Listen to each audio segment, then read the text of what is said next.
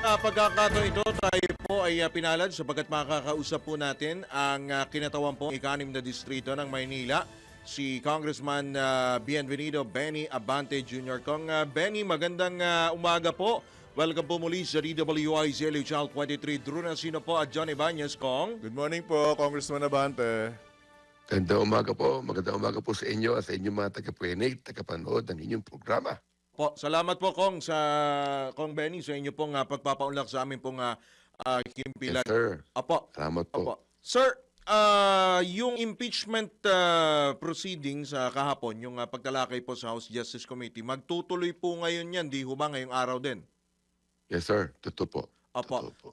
So ano po ang take nyo kahapon dahil mukhang merong isang isinantabi na impeachment complaint, itong reklamo ng Makabayan Block, Kong Benny? Well, ang balita ko dyan ay yun ang impeachment complaint ay isinantabi na sapagkat maaaring may question doon sa one-year ban, no?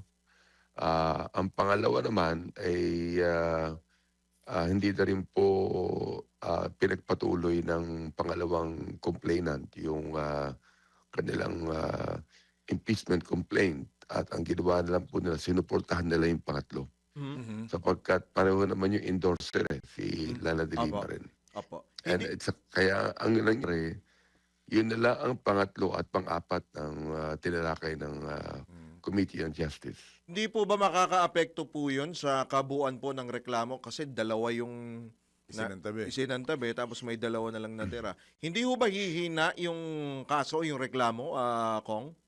Hindi po, kasi alam mo, yung pong fourth impeachment complaint na ako po ang nag-endorso, yun po talagang pinakakompleto eh.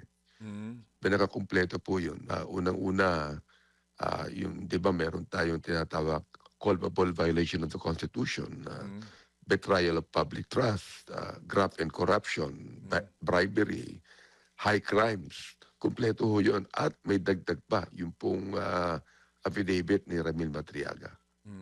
Alright. So, sa pagbawas sa dalawa ng apat at pagsuporta naman ng mga nabawas doon sa dalawa, ibig sabihin mas, kumbaga, short and concise pero mas matibay, Kong Benny. Tama po ba? O dahil yung pong una at yung unang pangalawa halos pareho naman ang pangatlo eh. In fact, yun yatang una at pangalawa mga isa lang talagang binigyan ng diin doon betrayal of public trust. At ito po bang isinasagawa niyo yung proseso ngayon sa Kamara, Kong Benny, hindi na po ito ikangay mako-question muli at wala pong conflict ito dun sa ipinalabas naman ng decision before ng Supreme Court sa naunang impeachment complaint? Palagay ko hindi na po dahil nakita naman po nila na sufficient inform. Ang pag-uusapan na lang siguro ngayon, ang simula yung sufficiency in substance. Ako po naniniwala naman ako, kaya in-endorse ko yan. Naniniwala ako na kinakailangan po sagutin ng pangalawang Pangulo ang lahat ng mga aligasyon. Yun po yung makakabuti rin sa kanya that is good for her sapagkat nung una siya inimbestigahan ng good government at ng Quadcom at Tricom, hindi po siya nag-appear she did not even take an oath. So, ibig sabihin, parang binaliwala niya ang mandato ng Kongreso. At wala siyang nasagot na anumang allegation dyan, kundi siya lamang ay nagbigay ng statement. Alright. Kong? Ano yan? Under oath yun. Diba? Kaya, ngayon, yun ang nangyari.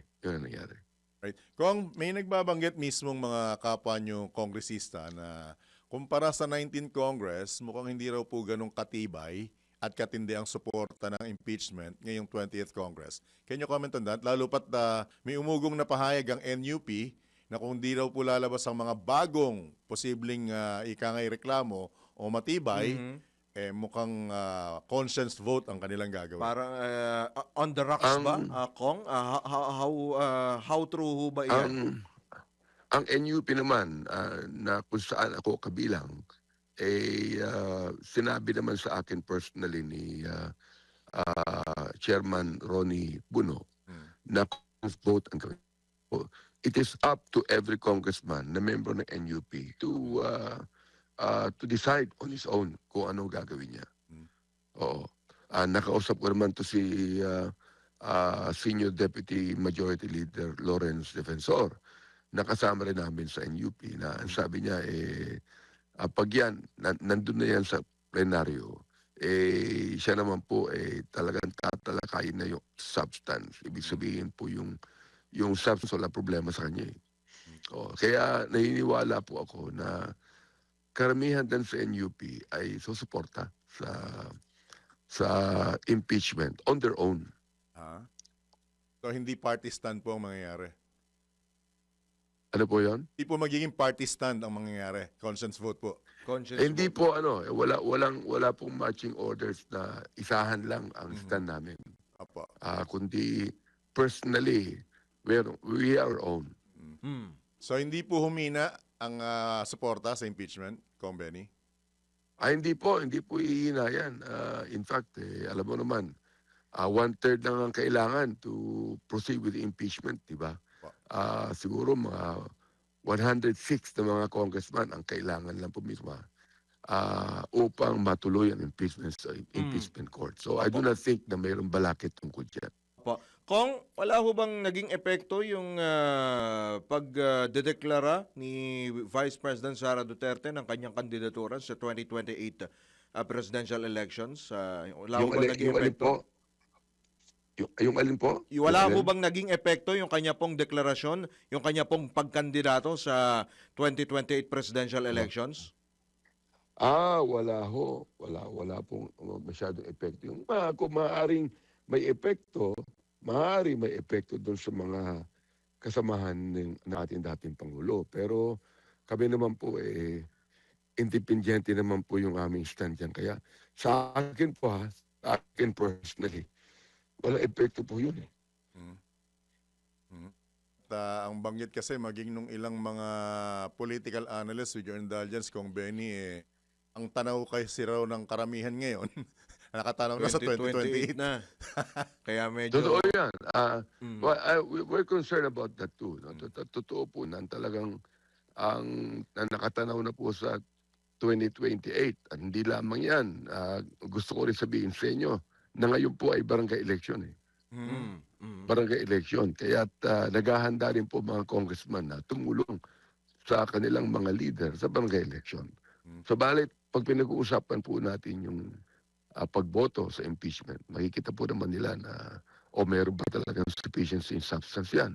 Kung meron po, I think that they will vote according to their own conscience and promptly, and they will look into the matters.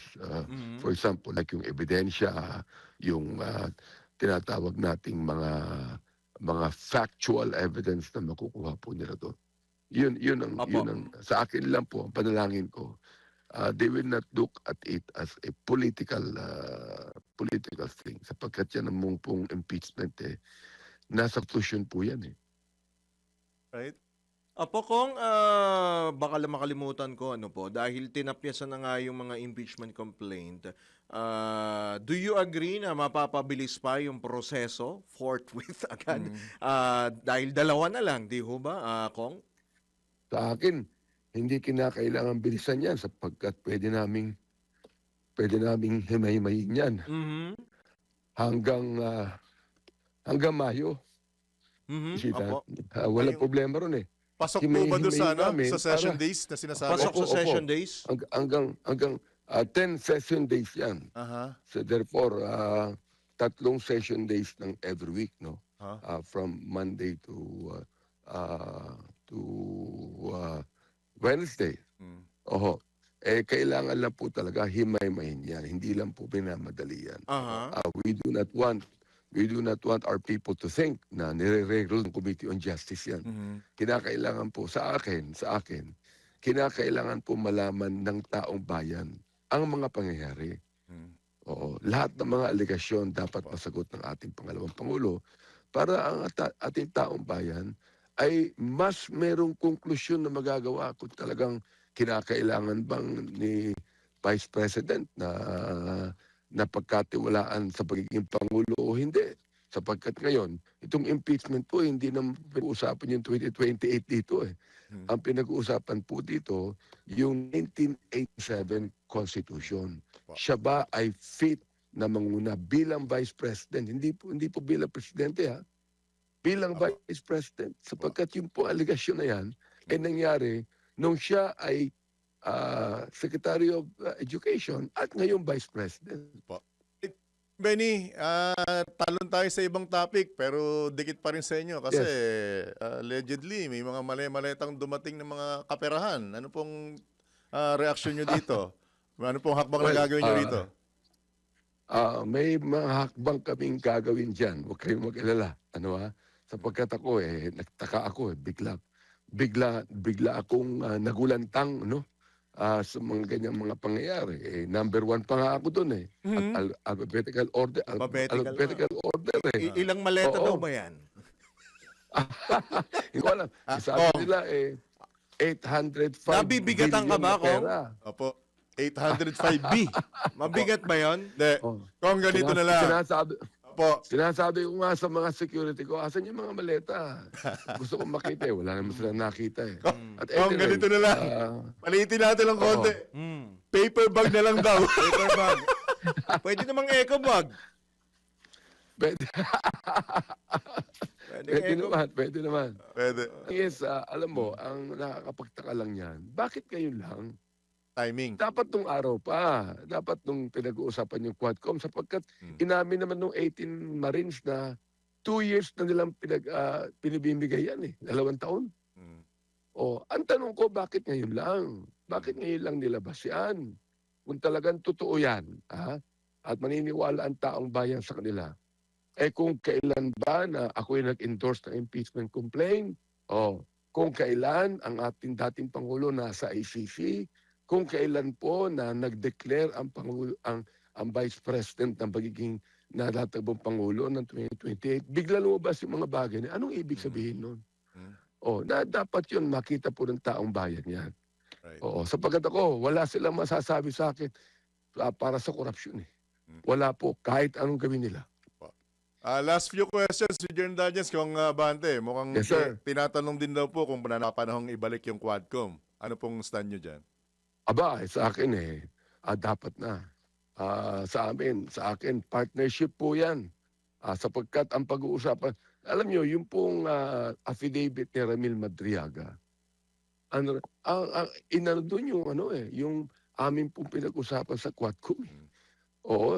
Noong nagtayo si Ramil Madriaga ng isang organisasyon para kay Vice President Sara, binanggit po niya ang aligasyon doon sa kanyang affidavit. Binanggit niya na ang nag-funding nung ISIP. Nakalimutan ko na ibig sabihin ng ISIP eh. Ang funding po nung ISIP ay nanggaling sa Pogo. Nanggaling sa drugs na pinag-usapan po namin. Ngayon, kung hindi magbabago ang tono ni Ramil Madriaga at papanindigan niya ang kanyang affidavit, iskinggan po namin yun sa kanya, sa ating Vice President. Nasaan na ba si Madriaga? Nakakulong po. Nakakulong po. Baka nauunahan kayo ng pagbisita kung ang Abante. Balita namin, nabibisita eh. Dapat bisitahin. Ayaw ko na bisitahin. Sinabihan ko na po yung NBI at yung DOJ. Kayo na bahala dyan eh. Nasa inyong puder yan eh. Basta yung Quadcom, dapat tuloy. May maleta o May wala? maleta o wala. Dapat po tuloy yun. Dapat tuloy yung Quadcom na yan. May maleta man o... Paper bag. Paper bag. Alright. Kung may Danyes, baka may karagdagan pa po kayong mensahe sa ating mga kababayan. Lalo na, inaasahan magdi-decide kayo in sufficiency in substance today. Today po. Kong. Sisimulan po namin ngayon. Ang kahilingan ko lang po sa taong bayan. Manood po sila. Sapagkat look, hindi po to penalidad, hindi po to politiko. Ito po'y mandato ng konstitusyon na gawin namin upang maiwasan po yung abuso ng isang opisyal ng gobyerno na dapat i-impeach. Kaya sa akin po ang akin lang po maging objective po tayo dito. Tingnan natin mabuti o mga aligasyon na ito. Kung wala naman po talagang ginawa ating Vice President, hindi po siya mapipigil tumakbo Pangulo. Pero kung halimbawa lamang na merong isang bagay na dyan, makita na meron siyang negligence, makita na meron siyang violation, mag-iisip po ang taong bayan. Ito ba suportahan natin? Yun po lang po pakiusap ko. Maging bukas ang isipan ng taong bayan habang atin pong sinisiyasat na maigi ang sufficiency in substance. Yun po pakiusap ko. Alright. With that, thank you so much po, Congressman Abante. At sa mga susunod na pagkakataon, naabalahin po namin po kayo ulit. Salamat po, Kong. Salamat po. Ingat po. Good luck po. Good morning. Thank you, morning sir. po. God bless. God bless. Si Congressman Benny Abante Jr. ang kinatawan ng ika-6 na distrito ng lungsod ng Maynila po naman ang inyong napakinggan.